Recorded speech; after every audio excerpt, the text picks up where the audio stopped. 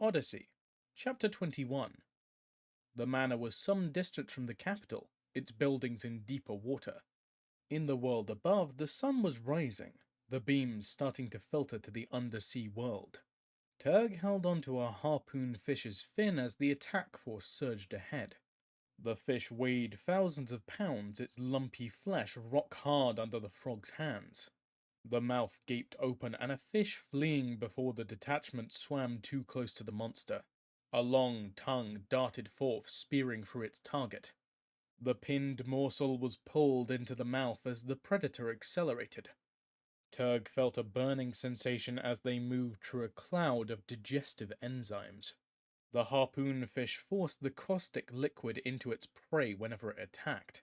The attack force closed on their target, the estate of a rich noble with ties to the air breathers of the ocean. Whales began to rise from structures on the seabed. Vast hemispheres of coral and stone held pockets of air, allowing the Lord's allies to stay beneath indefinitely. The whales began to call, the sonic calls of their cries beating against the amphibian's skull. The whales were pale blue and almost invisible in the water. Only their motion drew the eye. The animals were several times the size of the harpoon fish, but Turg felt only contempt for them. The air breathers rose over their allies' home, preparing to meet the surprise attack. The mammals vibrated with magic to the frog's mystic senses. Power was gathering among the attackers as they raced to slay the whales, driven by the ambassador's overseeing spirit. Magically summoned schools of barracuda surged away from the attack force. Like living projectiles, the schools swept towards their warm-blooded targets. Defensive whale songs sounded, the wave of noise playing havoc amongst the predatory fish. Barracuda went in all directions, hopelessly confused by the air breather's magic. Some of the toothy fish were in their death throes, their organs destroyed by the powerful whale song. Now the singers' voices swept the leading edge of the Imperial attackers.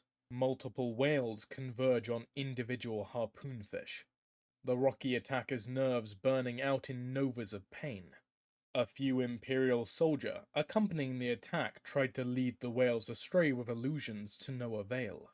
Turg let go of his fish as it finally reached an opponent. The barbed tongue snapped into the whale's body, swelling as the prodigious load of digestive fluid surged into its victim. The air breather cried out, its call soaring beyond hearing. Several cephalids swimming past blurred, their skin rupturing and blood streaming into the water. The feeding fish drew its tongue back and slammed it again into the smooth hide. The whale expired as water filled its lungs. The harpoonfish looked for something else to kill. The whales coalesced into groups, their cries sounding in all directions, unconcerned with killing their allies as long as the attack failed. On the outskirts of the fight, sharks began to appear, ripping apart the dead and dying as the blood spore drew them from miles around. The harpoonfish closed for the final battle with the air breathers, but Turg was surging ahead, leading a column of infantry now that the whales were engaged. The frog swam forward as the fighting moved over the estate. Tritons and mermen followed him down as crab forces sprinted among the sandy bottom for the house. The defenders were like mollusks, trying to withdraw into the protection of their shell. The valves of the living structure closed, the tough armor resisting the frog's blows. He called down harpoonfish, the monsters leaving their bloody feast. Tongues lanced into the door, gallons of digestive fluids pumping into the fabric of the manor. The valve ripped free as the fish pulled. They loosed it to drift away. Spears flew from the gap, sinking into Imperial warriors who charged in too soon. The jack cast a spell, and eels swam down the hole. Their bodies were living batteries that discharged as they reached the defenders. Now Turg swam into the house. He ignored the twitching bodies of the slain. The crabs piling through the entrance began to corral the stunned. The house was dark, the defenders trying to use the lack of light to their advantage. The frog loosed streams of light emitting plankton that carried in the current still moving through the house. A triton was a hulking humanoid, its finned limbs sending it around the frog as they advanced. A spindly crab joined them as they penetrated the house. The porpoises emerged suddenly, diving from the upper floors in ramming attacks. The frog's hands glowed, and he stabbed into his opponent. The Triton's barbed fins sank into its foe, and malign energy poisoned its system. Mermen defenders thrust tridents at the engaged invaders only to be met by the crab. Though not tall, its claws snipped through weapons and amputated a hand as the crab closed. More porpoises came towards the frog, and Loquatus struck through his amphibious minion. The counterspell attacked the magic, allowing the cetaceans to stay underwater. Tissues suddenly starved for oxygen, muscles flooded the bloodstream with toxins. The defenders started to race for the surface, knowing themselves doomed but helpless against their instincts. Soldiers ignored the retreating cetaceans to fall upon the remaining defenders. The frog and his companions moved ahead of the fighting, the inner rooms of the manor clearing as the manor guards rushed to the perimeter. A sigil spelled out in living flesh on the wall told Turg they had reached the noble's private rooms. The crab scuttled forward, its claws making short work of the interior partition. The quarters were almost stark in their simplicity. Only the huge number of pigeonholes and storage pillars showed the noble's wealth. The frog swam over, a spell whispering against the valves closing off the writing supplies. The container prized open and the jack leaned over. Turg spat the seal and the rings he had carried in his mouth throughout the battle. The planted objects were issued by the southern court, the queen showing on the crest instead of the emperor. The frog's spell ceased and the container snapped shut, barring itself to no one not attuned to its nature. The crab scuttled over, several cruciform sheets of wax in its claws. Another spell provided by the ambassador's spirit whispered over the old letters, altering some of the strokes as organic material responded to his will. The crab slipped them into the bottom of the storage column. Turg bled power as he touched the furniture. Growth accelerated, and he could taste the flow of the byproducts as the living structure aged, sealing the damning letters under the layer of coral. The green Triton gave a grunt of warning, sending the trio across the room. Living cases lay stacked against the corner, the containers holding eggs and plankton of exceptional quality. The crab cut them open like lightning as the frog and the Triton grabbed up and devoured fistfuls of the delicacy. When the titular head of the attack force arrived seconds later, he found the group busy enjoying their loot. A snarl of disgust showed, but he dared not discipline the ambassador's jack. The command staff arrived and began opening the sealed pigeonholes and the chests in the room. A pair of soldiers came and searched through the food crates the trio had opened, their contempt plain as the Triton growled and the crab clacked its claws. "Sir," called an orderly, opening up a pigeonhole. A major swam over to it and inspected the contents. He tensed in excitement, diving in to find the rings and seals that Turg had planted. The sound of a struggle was heard from the hallway.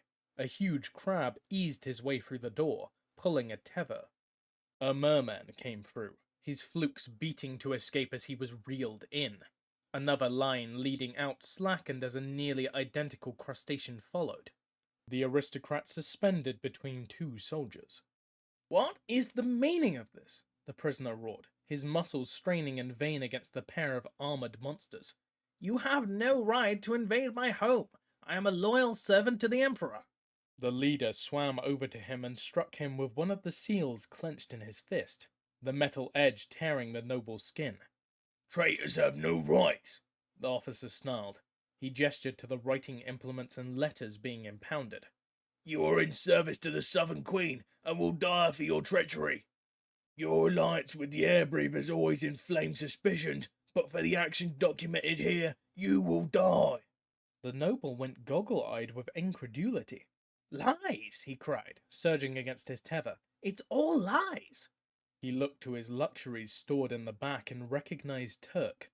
"Everything is a lie spread by his master. He planted these forgeries." The major looked at the frog, whose face was smeared with stolen booty. The officer's laughter filled the room as the frog swam closer, his face showing no signs of intelligence. "His master is a beast and a bigot," the prisoner snarled. "So superior to those who breathe, though he spent years on the land. Even his chief lackey is an amphibian. The merman twisted on the line, attempting to smash the frog with his flukes. The jack dodged the blow, and electricity surged through the champion's hand into the tail. The attack reduced the noble to a glassy-eyed wreck, small globes of blood drifting up from an open mouth and breaking up in the water. The major looked at the amphibian in anger, but remembered whose patronage the frog enjoyed. "We do not need his confession anyway," the attack leader groused. "We have enough to convince any that he conspired against the crown. The dungeon will soon drag the truth out of him." He called for the incriminating evidence to be sealed for immediate transport and left his orderlies searching through the rest of the archives.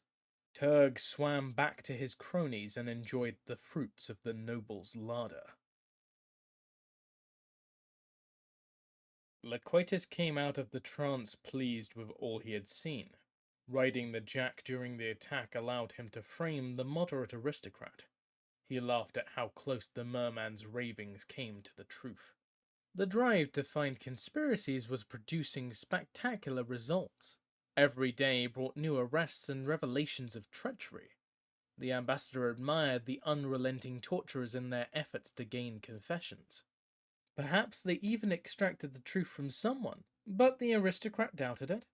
The emperor, feeling more besieged than ever, granted Loquatus more and more authority to pursue his inquiries.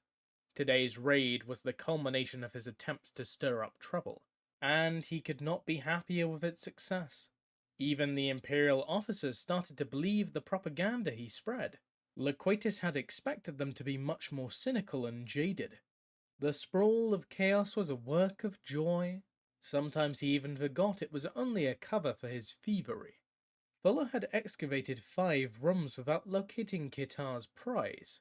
Several loads of damaged goods had gone to the Cabal, and Loquatus was obliged to search all of them. He found no sign of the orb and wondered if perhaps she had no plans to betray him.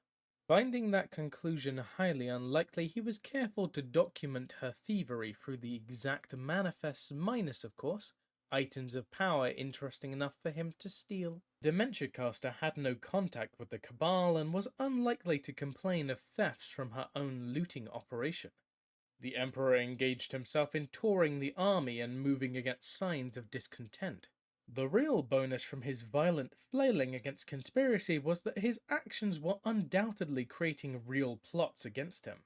The cycle of violence was increasing, and the ambassador swam at the center, still untouched.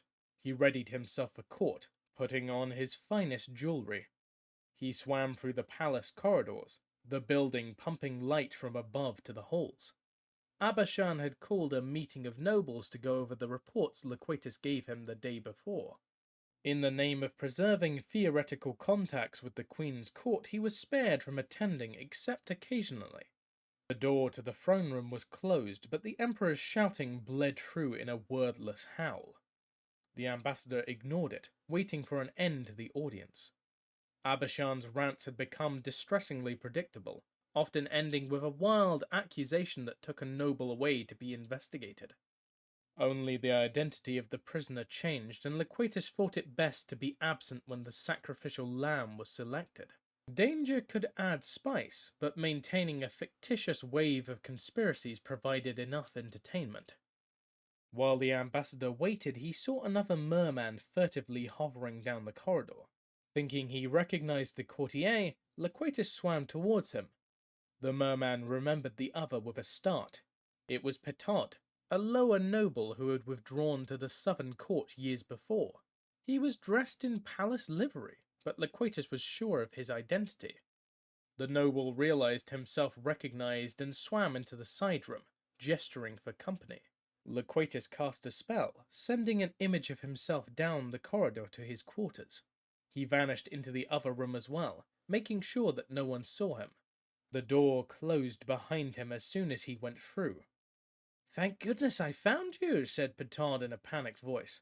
The merman nervously twisted rings on his finger as he swam to check the door.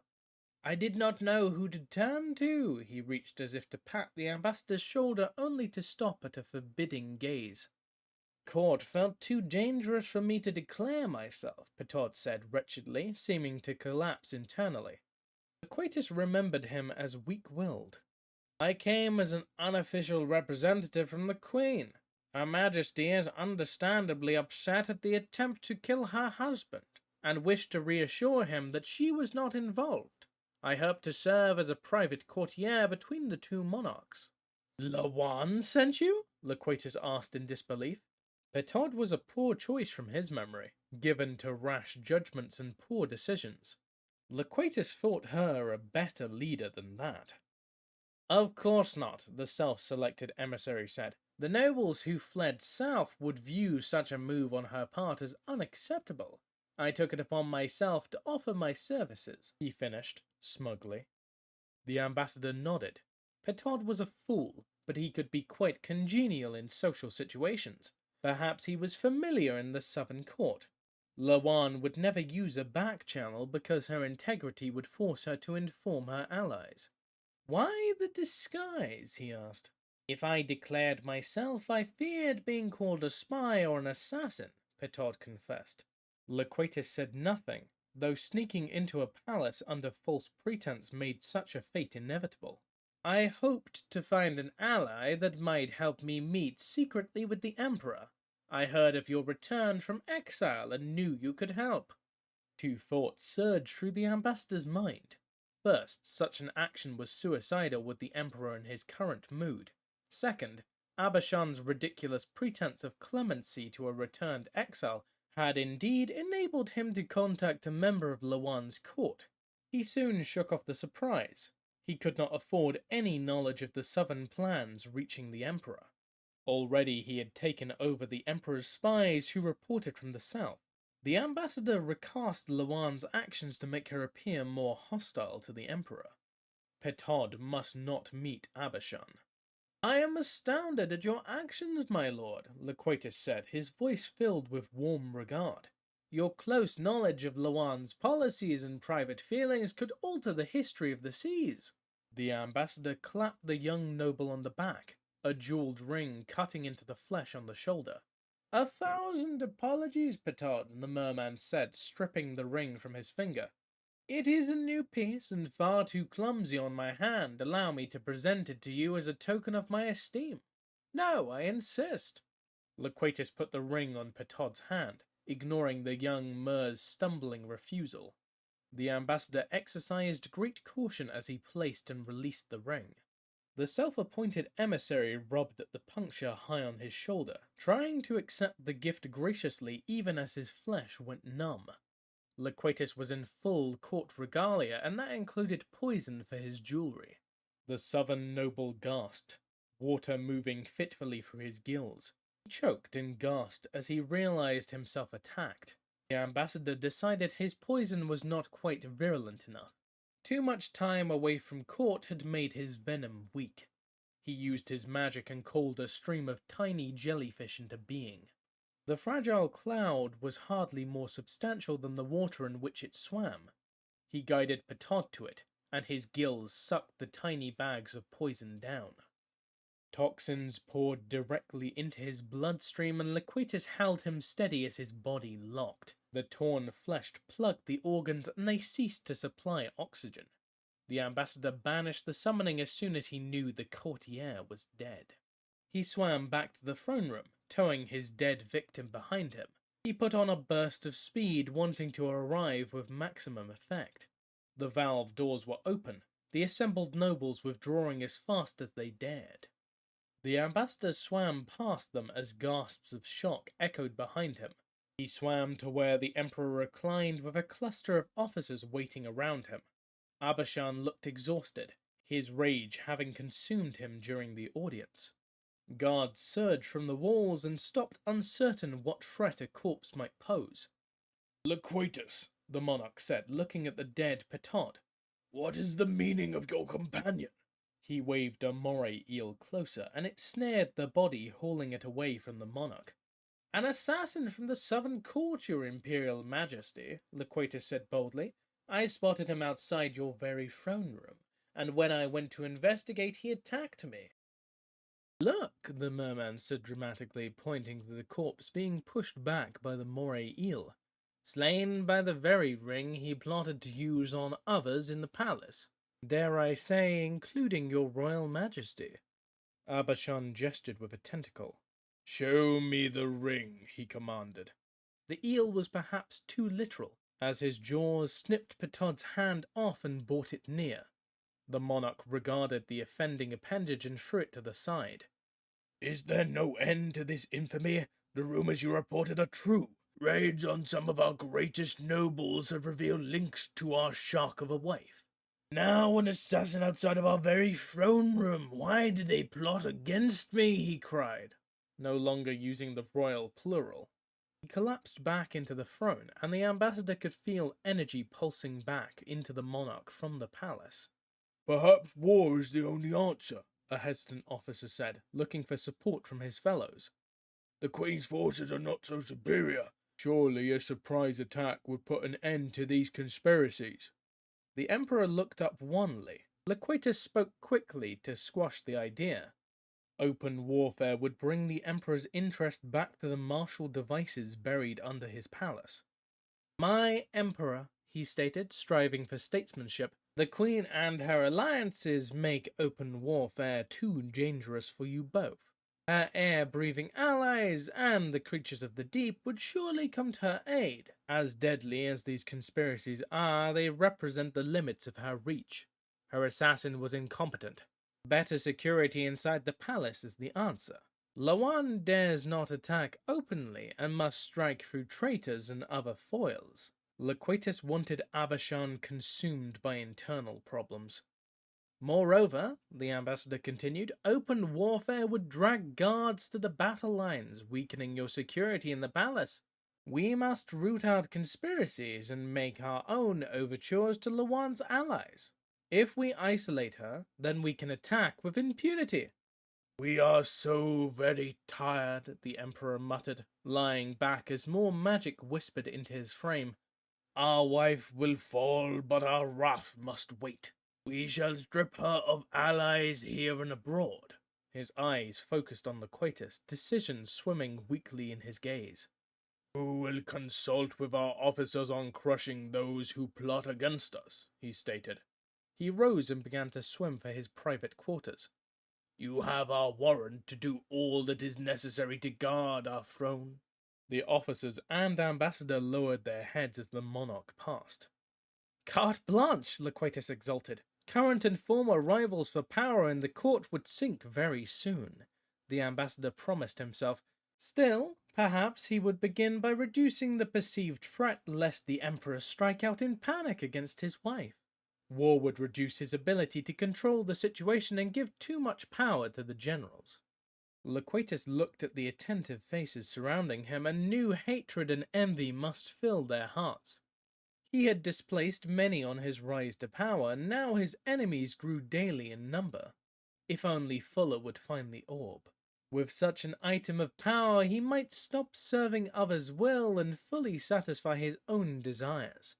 He drew the officers to him, wondering how much longer he must rein himself in.